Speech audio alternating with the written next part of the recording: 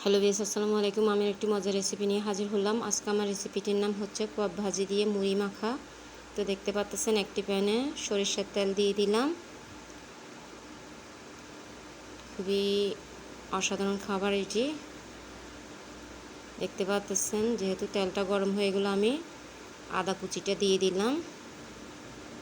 খুবই লোভনীয় খাবার এবং আমাদের চট্টগ্রামবাসীর তো খুবই জনপ্রিয় একটি খাবার। আমি এই তেলের মধ্যেই কিন্তু আগে আদাটাকে ভেজে নিব। দেখতে পাচ্ছেন আদাটাকে আমি বারবার নেড়েচেড়ে দিচ্ছি। আর আমরা চট্টগ্রামবাসীরা কিন্তু এইভাবে কোয়াব ভাজি দিয়ে মুড়ি মেখে খেয়ে থাকি। খুবই লোভনীয় একটি খাবার এটি।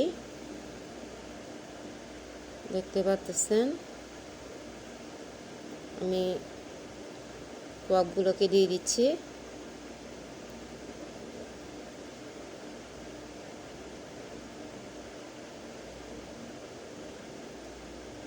খুবই অসাধারণ একটি খাবার এটি।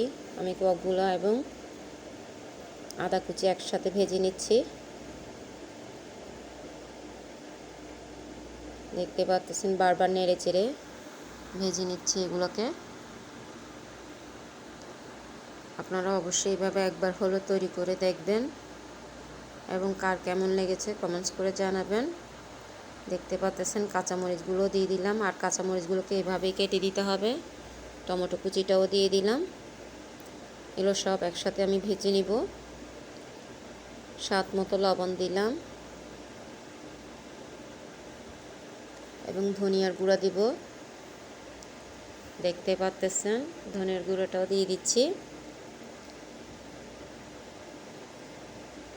1 টেবিল চামচ ধনিয়ার গুঁড়া দিলাম। আর এখানে একটু ধনিয়ার গুঁড়াটা বেশি লাগে। ধনিয়া পাতা কুচিটাও দিয়ে দিলাম। আবার ভালো করে নেড়ে চেড়ে নিচ্ছি যাতে মশলার গন্ধটা চলে যায়।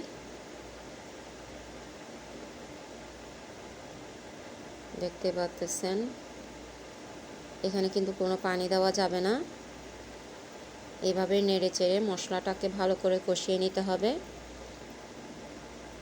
যাতে করে মশলার গন্ধটা চলে যায়। তো দেখতে পাচ্ছেন একটা বাটিতে মুড়িটা নিয়ে নিলাম।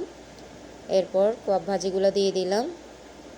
দেখতে পাচ্ছেন আর এইগুলোকে আমি একসাথে মেখে নিব। প্রচণ্ড গরম, মাখতে একটু সমস্যা হচ্ছে। তারপরে সবগুলো আস্তে আস্তে করে মেখে নিব। দেখতে পাচ্ছেন তো দেখতে পাচ্ছেন মাশাআল্লাহ তৈরি হয়ে গেল আমার কোয়াব ভাজি দিয়ে মুড়ি মাখা। অবশ্যই কমেন্টস করে জানাবেন কার কেমন লেগেছে। একবার হলো তৈরি করে দেখবেন। খুবই লোভনীয় একটি খাবার এটি। তো দেখার জন্য সবাইকে ধন্যবাদ।